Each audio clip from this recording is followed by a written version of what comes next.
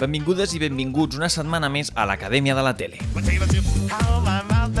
Ja hem passat l'equador del curs, però encara queden moltes classes i coses per aprendre. Què us sembla si anem a la classe de matemàtiques i presentem l'enigma d'avui?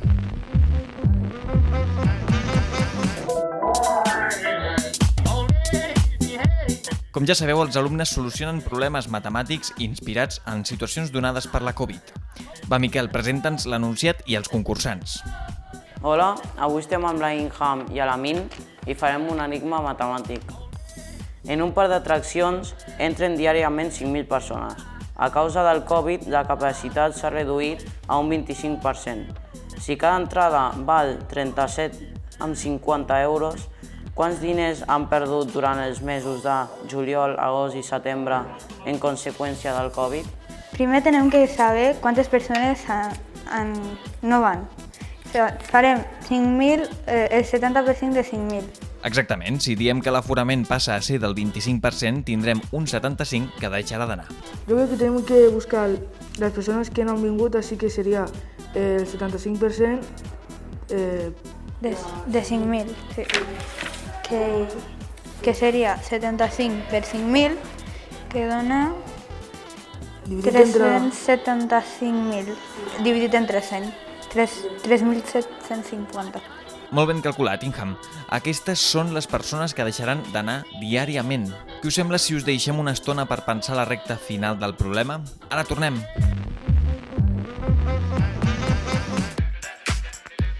I dels números a les lletres.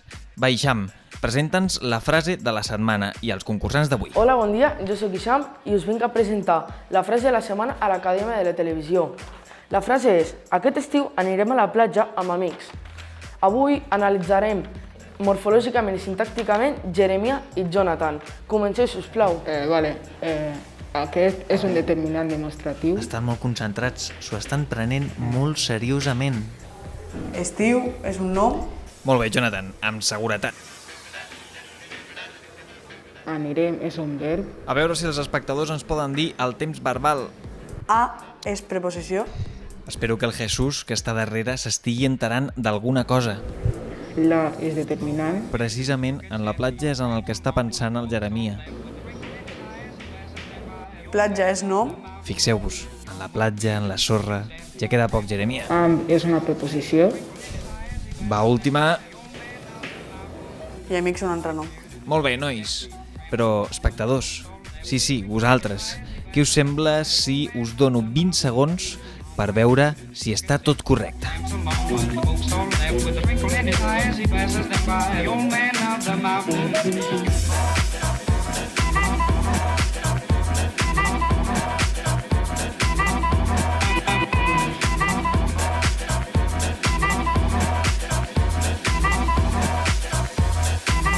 Doncs sí, el jurat de l'Acadèmia ho ha donat per bo, així que, Jonathan, Jeremiah, ens veiem demà amb la sintaxi.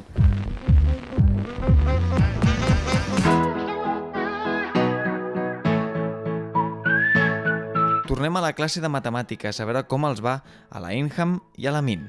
Quan ja tinguem el 3.750, ho multipliquem per 37,5, que són el preu de les entrades.